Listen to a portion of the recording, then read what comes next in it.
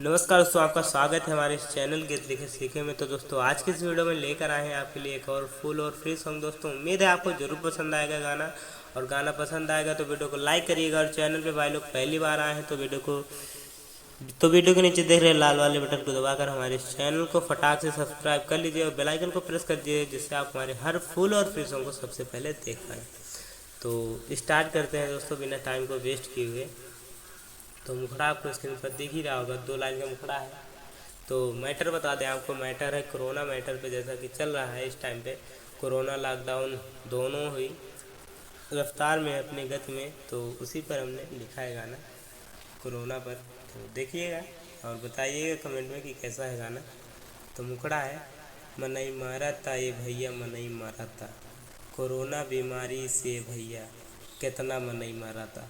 यहाँ कितना है, अगर आप डबल दूसरी बार गाएं तो यहाँ पे बहुत लिख सकते हैं।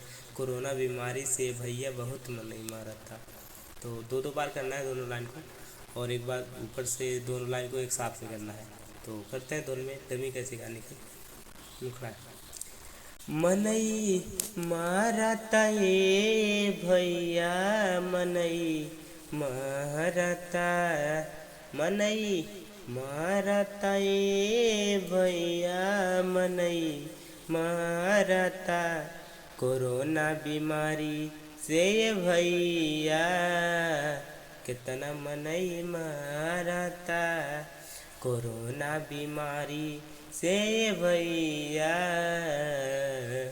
कितना मनई मारता, मनई मरता ये भैया, मनई मरता कोरोना बीमारी से भैया, बहुत मनई मरता कोरोना बीमारी से भैया, कितना मनई मरता। तो था मुकड़ा अंतरे पे आते हैं। ऑक्सीजन की कमी होता अपना ही देश में, कितना लोग फसल बाटे कोरोना के केस में, भैया हो कोरोना से हमरो जीव गुजारा था, कोरोना बीमारी से भैया कितना मनई मारा था। तो स्लो मोशन में थोड़ा करना है। तो हिट है भाई लोग, लाइक करिएगा, सब्सक्राइब करते हैं अंतरे को फर्स्ट वाले को। ऑक्सीजन के कमी होता अपना ही देश में, कितना लोग फसल बाटे कोरोना के केस में, हो ऑक्सीजन के कमी होता अपना ही देश में, कितना लोग फसल बाटे कोरोना के केस में, भैया हो कोरोना से हमरो जीवा जरा था, कोरोना बीमारी से भैया, कितना मनई मारता कोरोना बीमारी से भैया, कितना मनई मारता।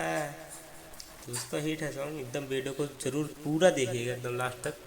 तो आते हैं सेकेंड वाले अंदर पे। भारत देशवा के हो गईल बाटे बुरा हाल हो, कोरोना एक कैलस भैया जियल मुहाल हो। दो बार करना है, सब कुछ मिला के, मतलब चारों लाइन को हमें डबल करना है। जैसे फर्स्ट अंतरों को किए दोनों में, उसी प्रकार सेम करना है सेकेंड वाले को भी। लॉकडाउन कोरोना से हरदम बढ़ा था, मतलब लॉकडाउन कोरोना की वजह से हमेशा बढ़ रहा है, इसका मतलब ये है। और कोरोना बीमारी से भैया कितना मनई मरा था। भारत देशवा के हो गईल बाटे बुरा हाल हो, कोरोना ही कैलस भैया जियल मुहाल हो। भारत देशवा के हो गईल बाटे बुरा हाल हो, कोरोना ही कैलस भैया जियल मुहाल हो। लॉकडाउन कोरोना से हरदम बढ़ाता, लॉकडाउन कोरोना से हरदम बढ़ाता, कोरोना बीमारी से भैया कितना मनई मारता, कोरोना बीमारी से भैया कितना मनई मारता।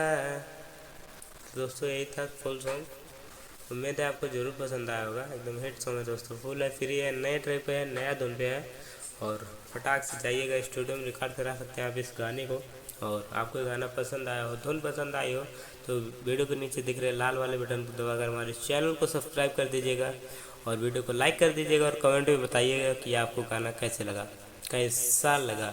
और इस वीडियो को, इस गाने को शेयर कर दीजिएगा अपने दोस्तों के साथ, अपने भाइयों के साथ। हो मिलते हैं नेक्स्ट वीडियो में, तब तक के लिए जुड़े रहिए हमारे इस चैनल के किसी के साथ। मिलते हैं नेक्स्ट वीडियो में, तब तक के लिए जय हिंद, वंदे मातरम।